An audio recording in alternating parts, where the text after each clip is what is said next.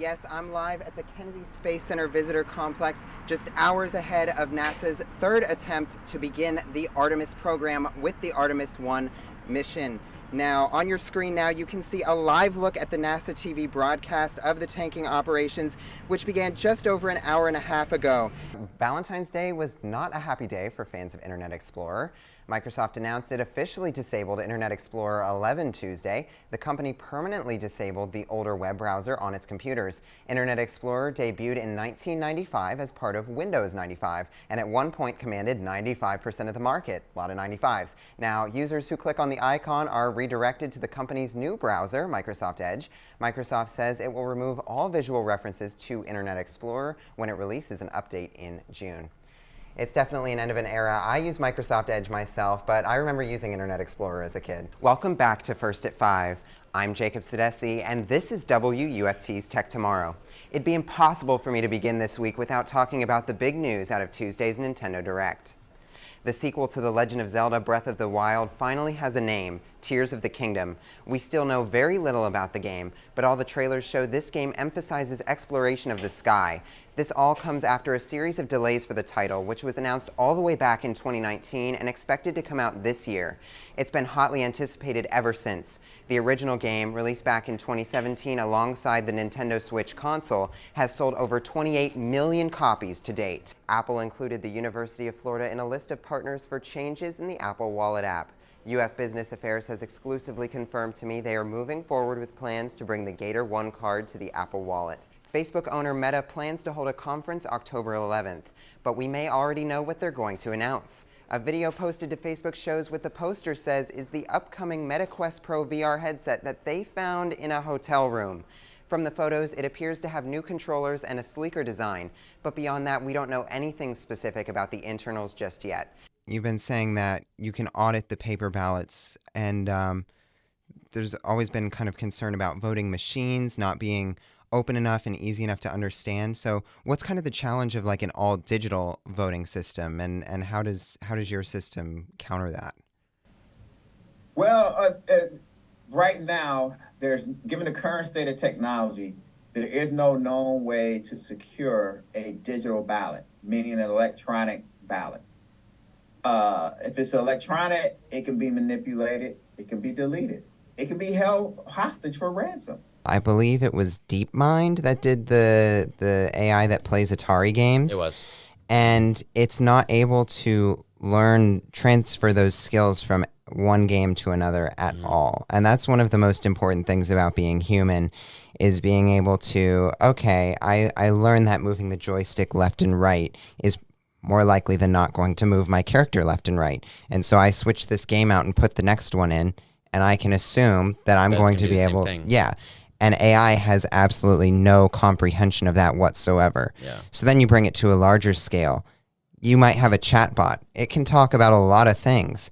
You might think it knows a lot about a lot of things. No, it's just really good at talking and has a huge knowledge base.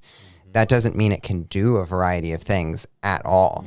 The Florida Board of Governors banned TikTok on UF Wi-Fi effective immediately just over 24 hours ago. WUFT's Ashley Weinstein went on campus today to get a feel on how this affects students. Ashley, I know you are an avid TikToker. I've even been in a few myself.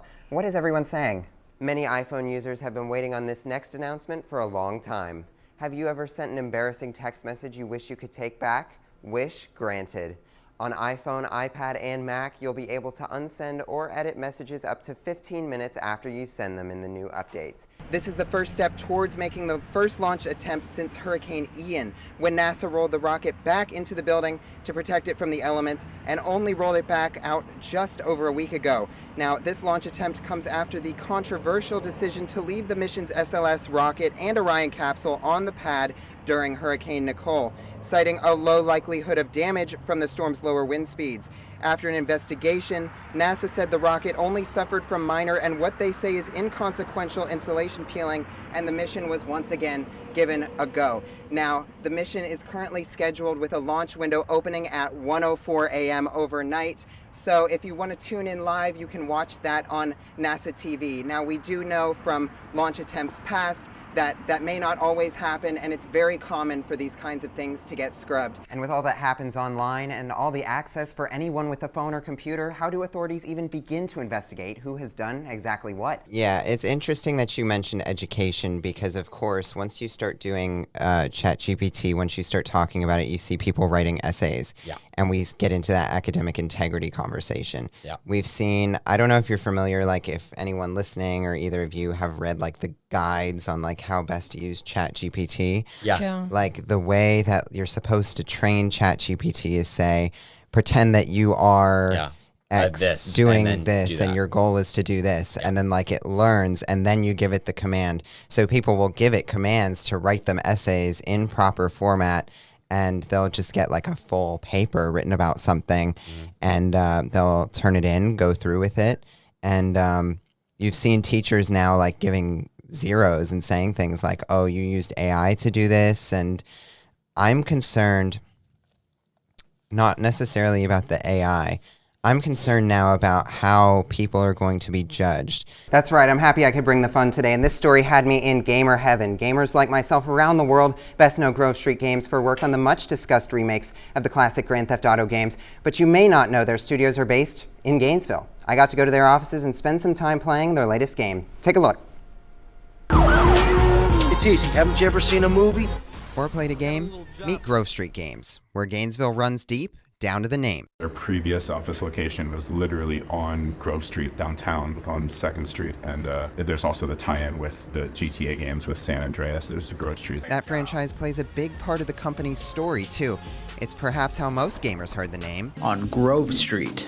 Yeah, Grove Street. I don't really understand how it could be possible to mess up a remaster for the old Grand Theft Auto games. Well, Grove Street Games has managed to do just that. The developers won't even let me tell you where their offices are, because hate for the game led to safety concerns, including a bomb threat. Does that ever weigh on your mind, or are you still able to look at the product and be like, we did this? We're proud of the work that we put out in terms of what we were asked to do. When something of that magnitude, with that level of interest comes out, people want the moon and the sun and the stars, And the development reality for any particular game in any particular project is going to be very different. They're all focused on their future, specifically with their work on the game Ark. But wait, what is Ark? You wake up, in your underwear on an island, and you have to survive, and you end up finding that this island has got creatures on it that are from 50 million years ago, 100 million years ago, full of dinosaurs and other stuff, really, honestly, all over the place. This holiday, they're shipping Ark Survival Ascended,